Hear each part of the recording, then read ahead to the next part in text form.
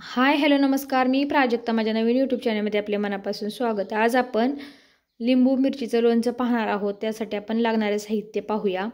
आपण 6 लिंब घेतलेले आहेत, स्वच्छ धुवून पुसून कोरडे करून घेतलेले आहेत. पावशेर मिरच्या घेतलेल्या आहेत, स्वच्छ धुवून पुसून देठ काढून घेतलेले आहेत. तेल घेतलेले आहे 1 वाटी. मोहरी डाळ घेतलेली आहे 4 चमचे. 1 चमचा मेथी दाणे, 2 चमचे कच्ची बडीशेप, 1 चमचा जिरे, 2 चमचे धने, बेडगी मिरची पावडर 1 चमचा, अर्धा चमचा हळद, तिखट मिरची आपण अर्धा चमचा घेतलेला आहे, 2 चमचे आपण मीठ घेतलेले आहे. सुरुवातीला आपण मिरची आणि लिंबू कट करून घेणार आहोत. आपण चॉपर घेतलेला आहे, स्वच्छ धुवून कोरडा करून घेतलेला, एकदम अजिबात पाणी नाही ठेवायचं त्याच्यावरती. आपण ज्या मिरच्या घेतलेल्या आहेत कोरड्या करून धुवून पुसून, त्या अशा आपण कट करून घेणार आहोत. तुम्हाला जर जास्त तिखट नको असेल तर आडवे कट करा, आणि तुम्हाला जर तिखट हवे असतील तर आपण त्याला मध्यभागी असे कट करणार आहोत. तुम्ही अशा तिरकस पण कट करू शकता व्हिडिओत दाखवल्याप्रमाणे. पण आपण ज्या मिरच्या आहेत त्यातल्या अर्ध्या मिरच्या आपण आडव्या कट करणार आहोत आणि अर्ध्या उभ्या कट करणार आहोत. तुम्ही पाहू शकता आपल्या सर्व मिरच्या आता कट करून झालेल्या आहेत.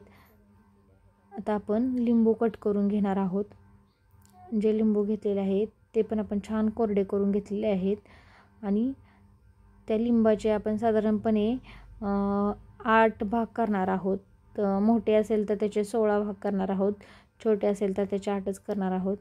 आणि जे लिंबाच्या मधल्या बिया आहेत त्या बिया काढून घेणार आहोत, कारण की बिया कडू लागतात. त्याच्यामुळे लिंबाच्या लोणच्याची आणि मिरचीच्या लोणच्याची टेस्ट बिघडते. त्याच्यामुळे आपण लिंबातल्या मधल्या बिया काढून घेणार आहोत आणि सर्व लिंब असे कट करून घेणार आहोत.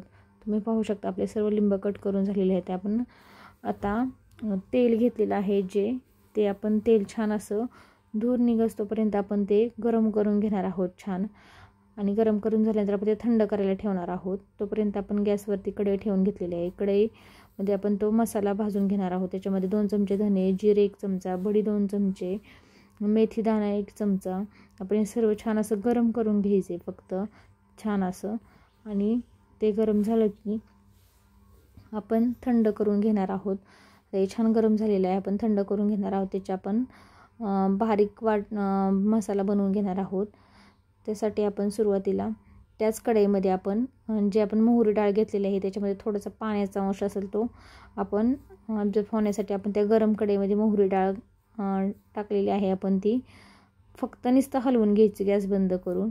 आणि जो मसाला थंड झालेला आहे त्याचा आपण मसाला बनवून घेणार आहोत. धने, जिरे आणि बडी आणि मेथी दाणे त्याचा आपण ते मिक्सरच्या जारमध्ये घातलेले आहे. त्याच्यामध्ये आपण काश्मीरी मिरची पावडर, तिखट मिरची, हळद आणि मीठ हे सर्व मिक्सरला लावून आपण त्याची बारीक करून घेणार आहोत. आता आपले हे बारीक झालेले आहे. आता आपले तेल कोमट झालेलं आहे. आता कोमट असतानाच आपण पाहू शकतो कोमट आहे, एकदम बोट वगैरे जाते त्याच्यामध्ये.